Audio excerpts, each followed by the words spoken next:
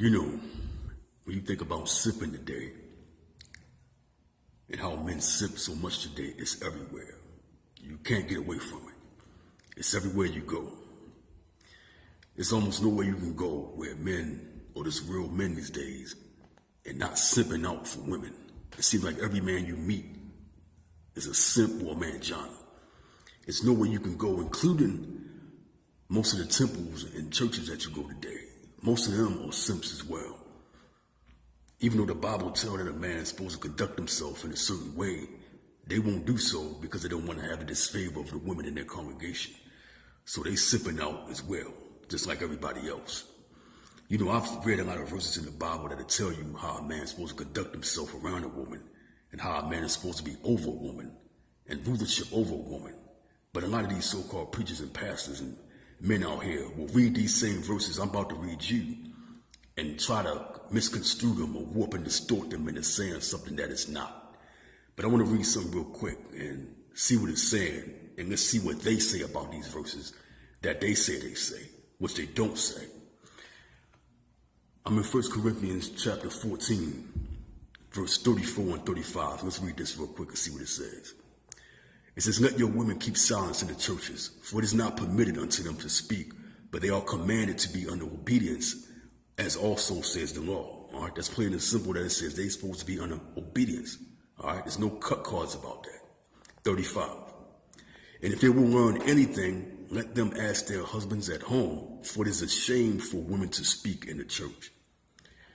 Now, as you see right there, that's getting right to it. That hits the bottom line. It says, well, it's a shame for them to speak at church.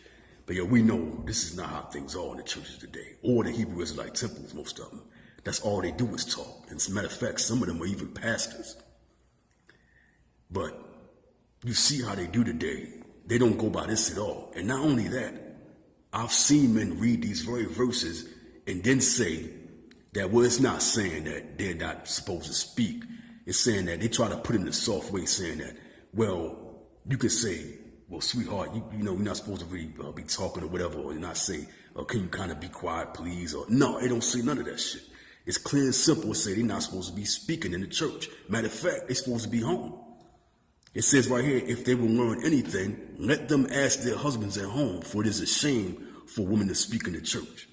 But will these simps and manjanas say it like that verbatim? No, we know they're not going to say it like that verbatim. They're not going to do it. They're going to try to soften it up and ease it up and make it say that it's saying something that it's not, when it's plain and simple, it's hardcore and to the point. But they're not going to say it like that, like we just read it in the Bible. Why? Because the majority of these niggas out here are simps and manjanas. The majority of them. The majority of Israelite men are simps and manjanas. The majority of them. Very few of us are keeping it real these days are hardcore men, straight to the point. Very few. The majority of them sold out to feminism, including in the churches and in the Hebrew Israelite temples. The majority of them. But I want to go over that one. I got another one though. Let's go to Ecclesiasticus.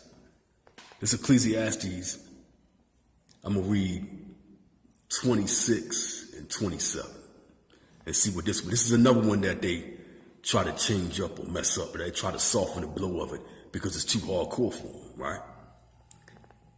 It says, 26, and if I am more bitter than death, the woman whose heart is snares and nets, and her hands as bands, whose pleases Yah shall escape from her, but the sinners shall be taken by her, all right? Behold, this have I found, said the preacher, counted one by one, to find out their account. Okay, he said, this is what I found. This is Solomon speaking here. He would know. He dealt with a lot of women, all right? Check this out, 28. Which yet my soul seeketh, but I find not. One man amongst 1,000 have I found. So he's saying that even the majority of men are not worth a damn. But he said I could find one man. What that means is you'll have at least some men that's trying to do the right thing. That's what that means. But check this out. He says, but a woman among all those have I not found. He said he hasn't even found not one righteous woman among all the women that he know. Not even one. Now that's plain and simple for us right there. Hardcore, straight to the point. But yet, you know what I heard a preacher say one time? I heard somebody say, well, that's not talking about Israelite women or black women. That's talking about the heathen women because Solomon dealt with a lot of heathen women. They say that it's only talking about the heathen women that Solomon dealt, and not all, the black women or the Hebrew Israelite sisters. That's what I heard one person say, which is complete bullshit, and we know that. We know he mean all women, period. He's made it quite clear. Matter of fact, let's read it one more time. He says, "What my soul seeketh, but I have found not. One man amongst 1,000 have I found, but a woman amongst all these have I not found." That's plain and simple. And when you talk about a lot of men in the manosphere, in the black manosphere, they keep talking about that, how hard it is to find a decent woman these days. You can't hardly find one.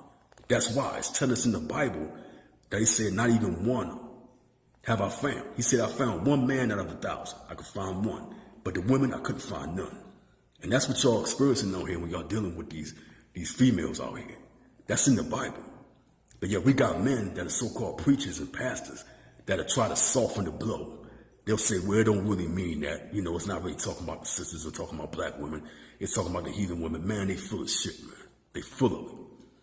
And this is just a war against simps that we involved in right now. See, we can be mad at the women, which I understand. It's angry to some of the things that they do, but it's the man that's controlling everything. If we didn't have so many men simping out and bitching up, it wouldn't be like this. It would not be like this. It wouldn't be no room for the women to run amok, for them to go off and go crazy like they're doing.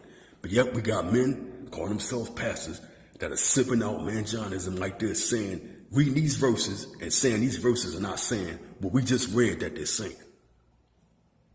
It's just ridiculous, man. It's like there's nowhere you can go where you can run into a simple manjana or straight pussy hound these days. It's just everywhere. But we got to keep up the war against these simps, man. We got to go in on them. We got to get on these feminists and we got to get on these simps. We got to let them know, man, we're not going for the bullshit no more, man. We're not going for it. We got real men in these days standing up, don't give a damn what nobody think, telling the truth. Don't give a damn if you don't like us or not. So what? They didn't like the Messiah, all right? They didn't like Christ. The hell with him. So they ain't gonna like you too for you telling the truth. Like the book say, there's a verse in here that say, I become your enemy because I tell you the truth. And that's how it is. When you stand up as a real black man, as a real Israelite man, and tell the truth 100%, the majority of the people ain't gonna like you. But the hell with them, though.